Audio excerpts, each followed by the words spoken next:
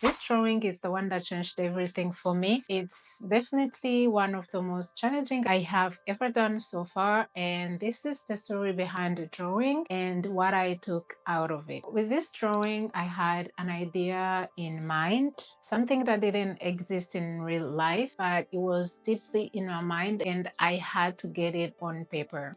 This time, it was not just about reproducing a photo. I wanted to prove to myself that I could push myself further and bring an idea, an inspiration, and emotion on paper. The challenge was also that I wanted to have something that would look as real as possible. So what I did is I used several reference pictures. I am not good at drawing from memory, so I had to find different pictures that would talk to me and try and combine them in a result that would look as natural as possible. Drawing the outlines and the proportions accurately and in the most natural manner possible was definitely a big task, and I was a bit intimidated. I didn't want to represent the eyes, and I knew that I would use liquid charcoal in that space. So I was a bit stressed to use that on the drawing. It could have ruined everything, but yeah, I managed to control the damage.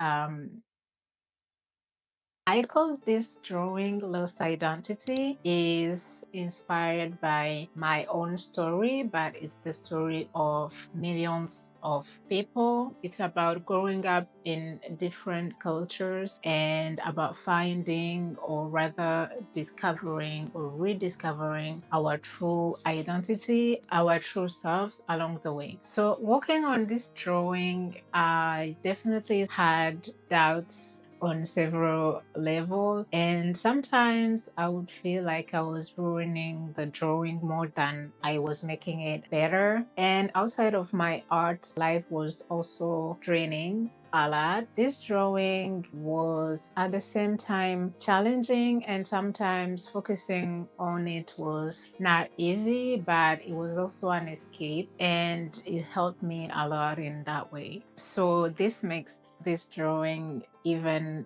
more special to me. So yeah, I kept going because I knew this one was different, was bigger than all the previous drawings that I have ever done. I had to prove something to myself, that I could have an idea and bring into life, be able to share my stories, my emotions through my art. I had to prove to myself that I could go beyond the techniques. I knew it was also a way to genuinely connect with my audience, and that gave me a lot of courage to keep going. So I simply stopped overthinking it and I decided to just go step by step, and at some point the drawing started to come to life. This is my most favorite step, is to start seeing the drawing and the idea come to life on paper. It's simply magic for me. The details, the textures, I could see that my vision was really coming to reality. When I finished this drawing, I was so proud, and when I shared it with my audience, the reactions were so positive and so overwhelming. I even had the opportunity to exhibit this drawing shortly after I finished it, and the response in real life, face to face with the public, was really moving, because I could see how people were touched by the drawing. I think charcoal and the black and white effect has a powerful way of touching people. I think there's always some kind of nostalgia in there. And out of nowhere, this woman started crying just looking at my work. She couldn't explain why, and she was very moved by the work. And I was like, wow.